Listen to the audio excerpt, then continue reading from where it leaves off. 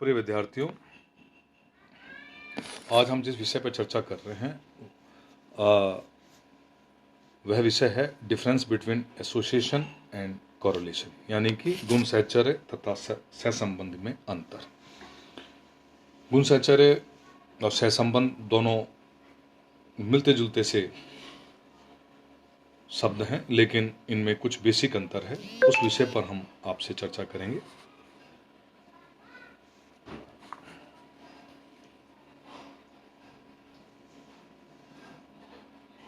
गुण सहचर्य indirect association होते हैं या इन्वेस्टिगेटर बेसिस पे होते हैं या बाइस इन सैम्पलिंग बेसिस पे होते हैं या lack of precise definitions base पर होते हैं। The lack of homogeneities and disregard of partial association के बिहाफ पर भी होते हैं। यहाँ बात जो करना चाह रहे हैं वो इनके दोनों के, यानी कि कोरिलेशन और गुण सहचर्य के डिफरेंस के विषय में है। गुण सहचर्य और सहसंबंध दो समूह में संबंध ज्ञात करने के सापेक्ष माप है। दोनों के सापेक्ष एक रिलेटिव फॉर्म है। सापेक्ष मतलब दोनों के दो चरों के रिलेटिव फॉर्म को बताता है। दोनों ही धनात्मक अथवा ऋणात्मक हो सकते हैं, दोनों यदि पॉजिटिव होंगे या नेगेटिव होंगे। दोनों के गुणांकों की सीमा एक ही होती है। ये बेसिक बात आपको ध्यान रखनी है।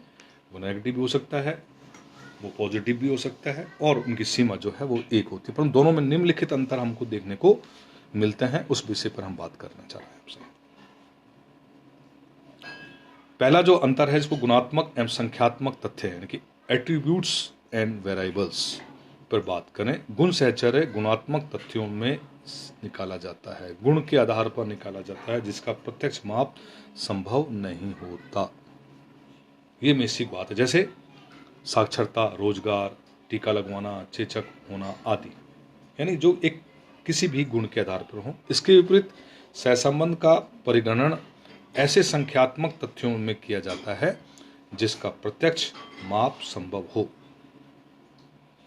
यानी जिसका हम प्रत्यक्ष माप ले सकते हो, जैसे ऊंचाई, भार, पति पत्नी की आयु आदि। दूसरे शब्दों में गुण सहचर्य का अध्ययन गुण समंग स्टैटिकल ऑफ एट्रीब्यूट्स के अधीन होता है तथा सहसंबंध का मापन चर समंग स्टैटिक्स ऑफ वेरिएबल्स के अंतर्गत किया जाता है। क्लियर? यानी कि पहला गुण के आधार पर है और दूसरा सांख्यिकी आधार पर है। गुण के आधार पर बताया मैंने, जैसे किसी की हमें रोजगार के बारे में बात करनी है, साक्षरता के बारे में बात करनी है, और स्टैटिकल डाटा के आधार पर जैसे हमें किसी का वजन निकालना हो, किसी की आयु निकालनी हो, किसी की संख्या दिखानी हो, ऊंचाई बतानी हो। ये हमारा स्टैटिकल डाटा जो संख्यात्मक होगा, यानी कि सहसंबंध उस पर आधारित होता है। दूसरा है वर्गीकरण का आधार, बेसिस ऑफ क्लासिफिकेशन। गुण सहचर्य के लिए समग्र का वर्गीकरण गुणात्मक आधार पर किया जाता है। द्वंद्व भाजन के अनुसार गुण की उपस्थित अथवा अनुपस्थिति की गणना की जाती है। उसकी मात्रा का माप असंभव है। सहसंबंध ज्ञात करते समय इकाइयों का वर्गीकरण संख्यात्मक आधार पर किया जाता है। इसमें उपस्थित अनुपस्थिति का आधार प्रयोग करना असंभव है। द्वंद्व भाजन के अनुसार गुण की उपस्थिति अथवा अनुपस्थिति की गणना की जाती है, उसकी मात्रा का माप असंभव है। सहसंबंध ज्ञात करते समय इकाइयों का वर्गीकरण संख्यात्मक आधार पर किया जाता है। इसमें उपस्थिति अनुपस्थिति का आधार प्रयोग करना असंभव है। इस प्रकार से गणना रीति के में अंतर, कैलकुलेशंस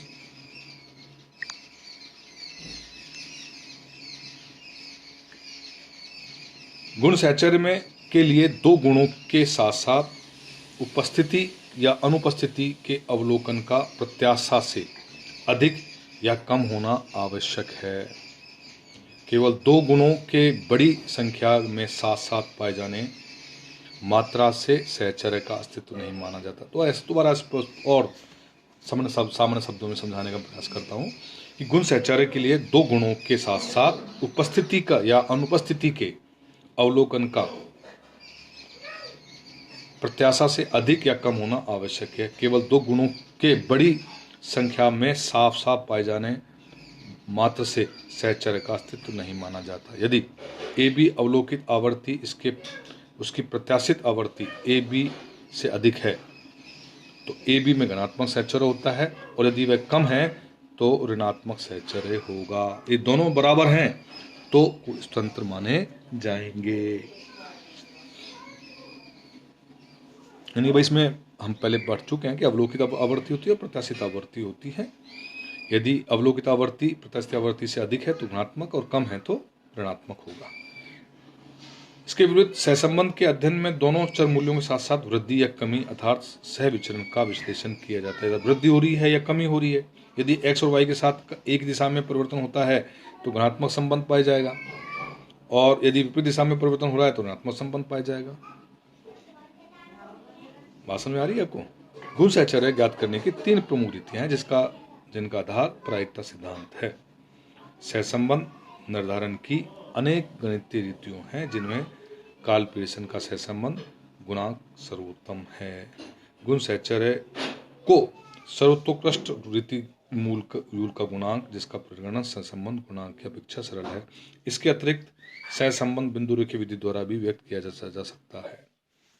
इस प्रकार अन्य रीति में हम देखें, अन्य स्तर पे देखें तो अदर डिफरेंसेस में देखें गुण सहचर्य संपूर्ण हो सकता है या आंशिक सहसंबंध सरल बहुगुणी अथवा आंशिक हो सकता है।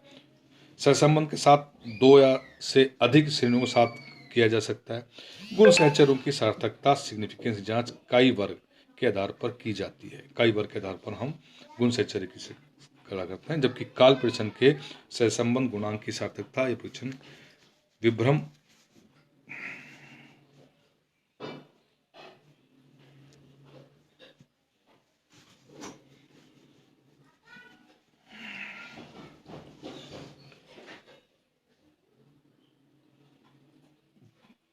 प्रमाण त्रुटि या फिशर के जेड रूपांतरण द्वारा होता है। जेड ट्रांसफॉर्मेशन के द्वारा होता है। तो प्रिय विद्यार्थियों, गुण सहचर्य और सहसंबंध के मध्य अंतर के विषय में हमने चर्चा करी कि किस प्रकार से एक दूसरे के रिलेशंस को समझाता है, उससे किस प्रकार से कोई परिवर्तन होता है, उसके विषय में हमने बात करी कि एक गुणात्मक गुण के आधार पर देखते हैं और दूसरा हम संख्यात्मक आधार पर देखते हैं। और